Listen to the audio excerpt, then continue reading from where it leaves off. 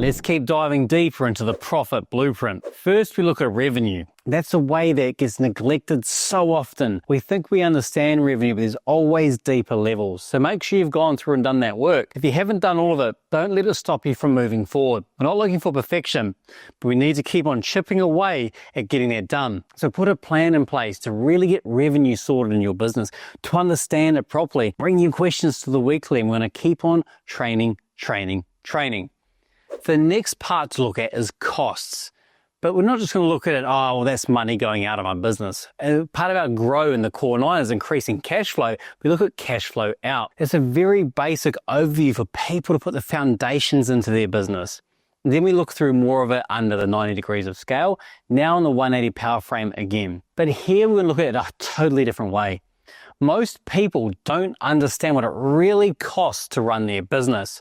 So then they don't charge appropriately and wonder why there's no profit left over. Not only do they not know how to run their business where they currently are, they don't know what it's going to cost to run it at the next level. We're going to go through some things like a capacity model in this program, in this level of the program, because the time is right. When do I need to put on more people? What are they going to cost me? And when do I need a bigger cup? A lot of people just run into capacity issues.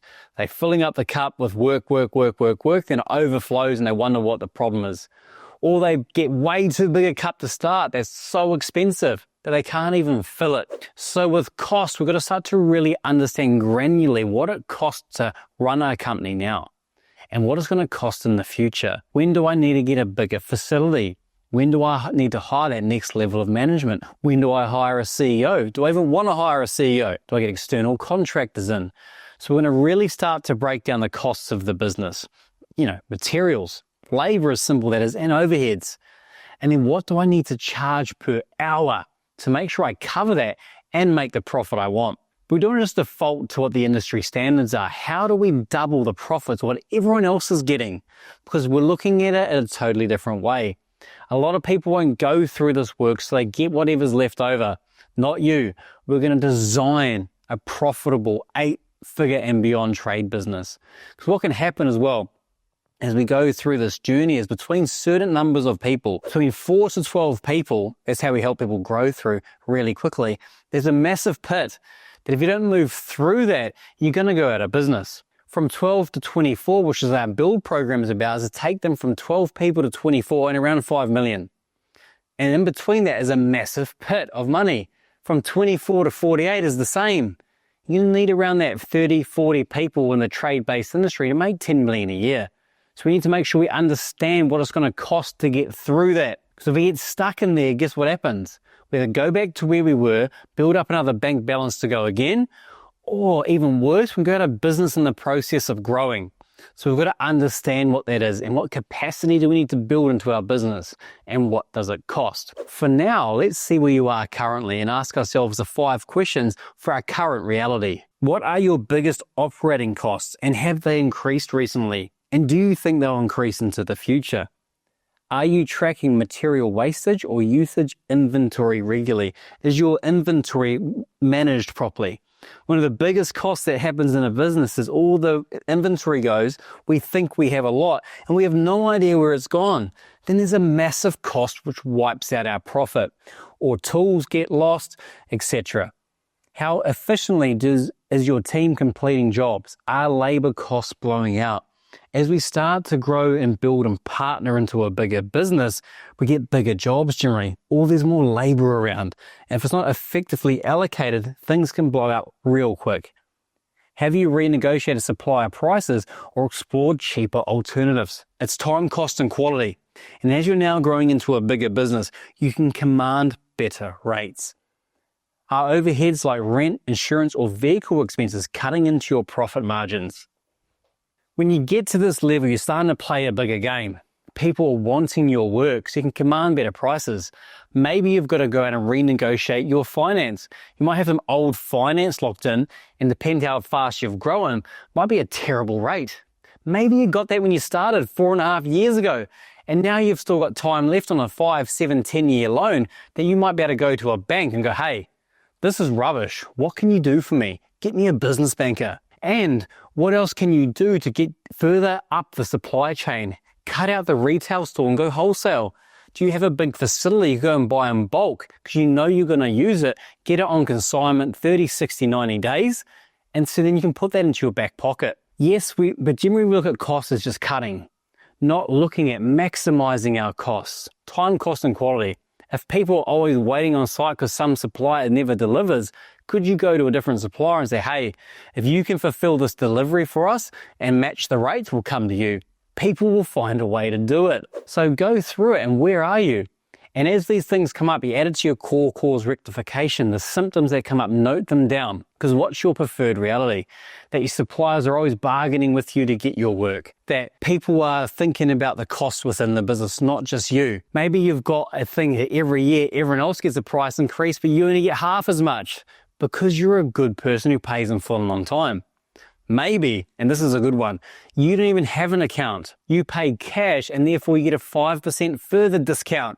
Which, where does that money go? To the bottom line. When we start thinking about costs in another way, 180-degree view, there's so much profit we can unlock in our business. This is how we unlock doubles, doubling profits, conversions, revenue, team, and lifestyle really easily. We're not working any harder. Up here, we've got to really be thinking about working smarter. Who do we have to be for the best suppliers to work for us? Who do we have to be to have the best talent come and work for us so they can do this work for us? Could you go out and get external help now, get a CFO involved? Maybe you have big enough to have a full-time CFO, Chief Financial Officer, but maybe now your accountant could add those services on to really strategically look at what you're doing. Maybe you own all your vehicles. Maybe it's time to start leasing or get them through some other agreement which you can write more tax off and get a benefit and still get the same result. Maybe by leasing, because everything's included, you don't have to worry about all the admin behind the servicing and everything else, or other insurances. Look at your costs through that lens, but what is your preferred reality? Take some time now to focus in on where you want to go. This is the second time or the 100th time you've done it. Keep on doing it to paint that picture and get you aligned to where you want to go.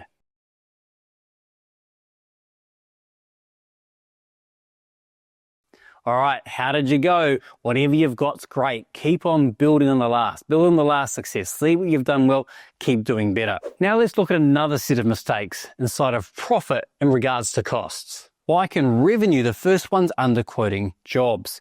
That can affect your revenue because you're not quoting as high as you could to bring revenue and profit in.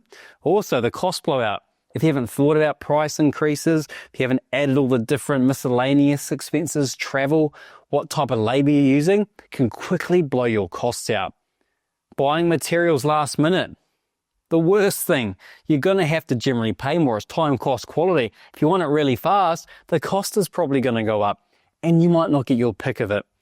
And if you look ahead far enough and you go, we do a ton of this work, you can look out for liquidations. You can look out for overstocked or buy in times where the biggest discounts are and store them in your warehouse.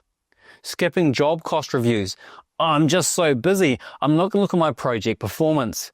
How is my labor being allocated? Where are we blowing out? And what do we need to train and look at to get done better? And get feedback from people. If you need another piece of equipment to do it faster, maybe it's 5 or 10 grand. But over the course of 4 jobs, you get your money back. Neglecting equipment maintenance. This is something that doesn't show up. You don't get a bill in the mail because a piece of equipment broke down, except for the maintenance. But you don't get the bill for the downtime on site, having to pick it up, drop it off, not getting the job and revenue in. Make sure you're maintaining your fleet of vehicles, your equipment, so you can get the job done. And also a well set of maintained fleet and equipment has a perceived higher value that you're a high quality provider that you can probably charge more. Hiring cheap labor, you get what you pay for. Wonder where that saying came from. Is it just some random person thinking, or has it happened to people time and time again? Pay for good people and then lead them well. And ignoring overhead expenses. If we're always just estimating general buckets of, it's around 100 grand to operate our business, you're probably missing out on stuff. Or you're stressed out because you've overestimated. Know what it costs to run your business. At this size, you can pay for your accountant to do it. Have people report to you, and you've still got to look. You've still got to do your expense reviews, just like in the Grow program. You never want to lose those habits and disciplines. Maybe you don't do it every month or quarter anymore, but at least once a year, have a look through and make sure people are treating the business's money with respect. So which mistakes have you made? Which ones are you now going to avoid? And what else can you share with us in the community? So let's share now some wisdom around costs and profit that we've learned over the years by making these mistakes over and over again. So accurate job costing. The biggest thing here is making sure the right people are quoting. Not everyone knows everything. Can you empower your field team to go out and do the site takeoffs that are experts in what they do?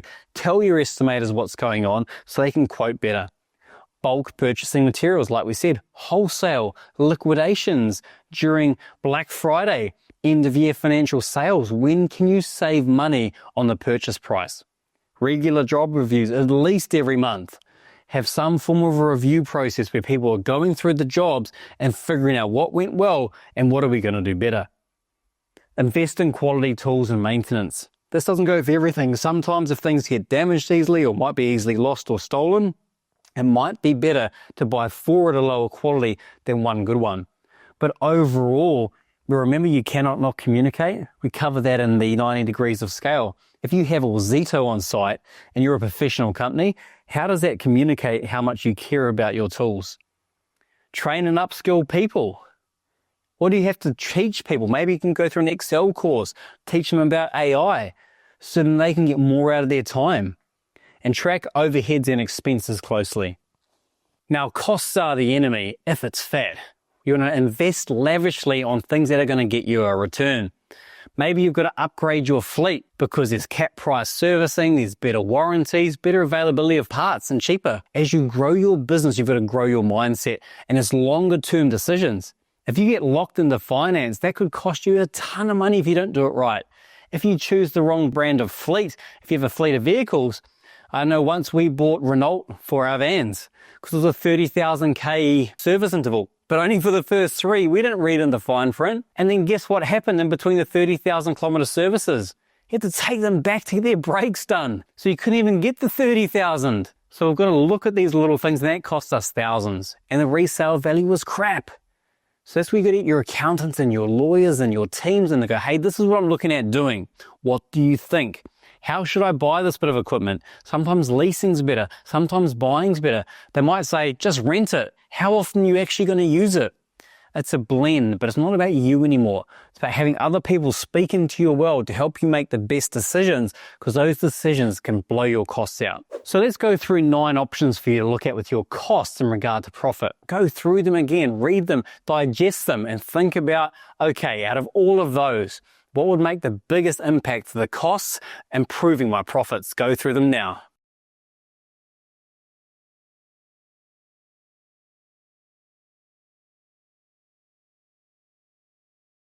Great, what did you come up? Remember, we're teaching you to fish to be more and more a professional business runner as you rise up.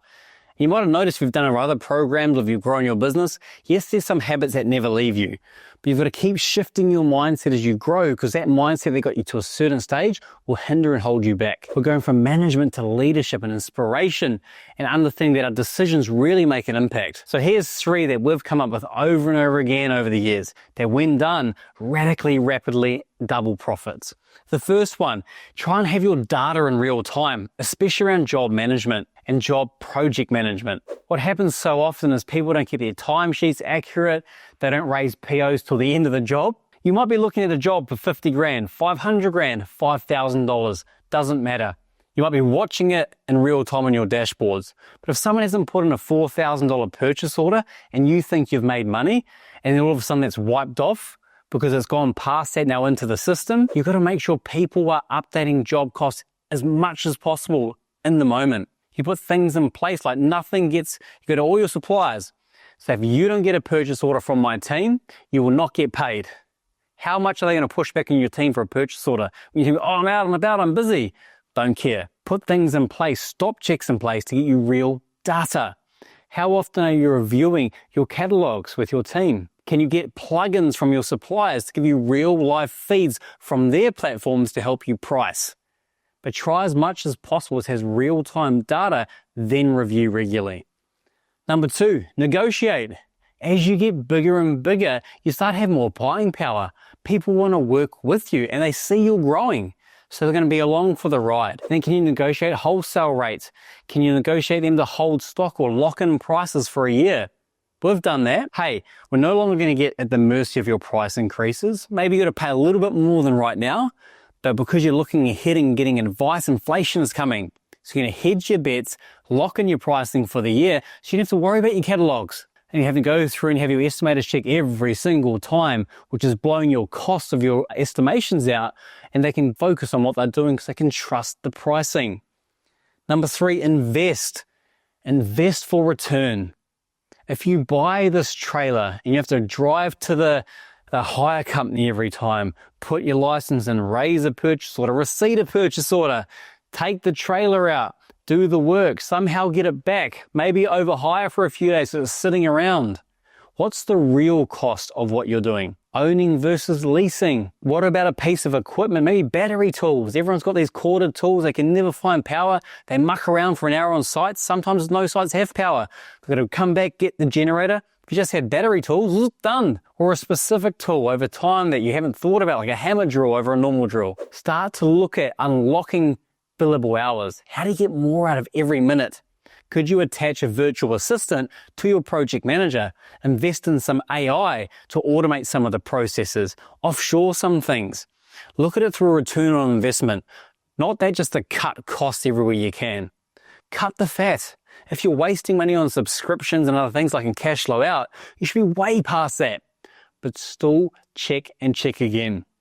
And of course, invest in good advice. Invest in good people around you. A good accountant will have a massive return on investment for you. A good lawyer, a good whatever else, other advice, business advice like this has a massive return on investment. You're the one making all the decisions, but the better advice you can get and connect them together. What about a marketer or a brand? Go get your brand redone. If you invest in your brand, could you charge more? It might take a little while to get that return, but this is where all these skills and tools of cash flow forecasting, price increases, revenue, everything else we've done before, a great culture builds upon each other. So for now, what are you going to work on? Add it to your core course rectification, book out more time to do it, bring it to the weekly meetings. We're going to keep on following up with you. Make sure you're doing the work. If you brush over this, you're leaving profit on the table. If you've done some of these great, amazing, relook at it, then move on and choose more and bring them to the weeklies. So until the next lesson, I look forward to you to putting things in place and we keep going deeper into the 180 power frame.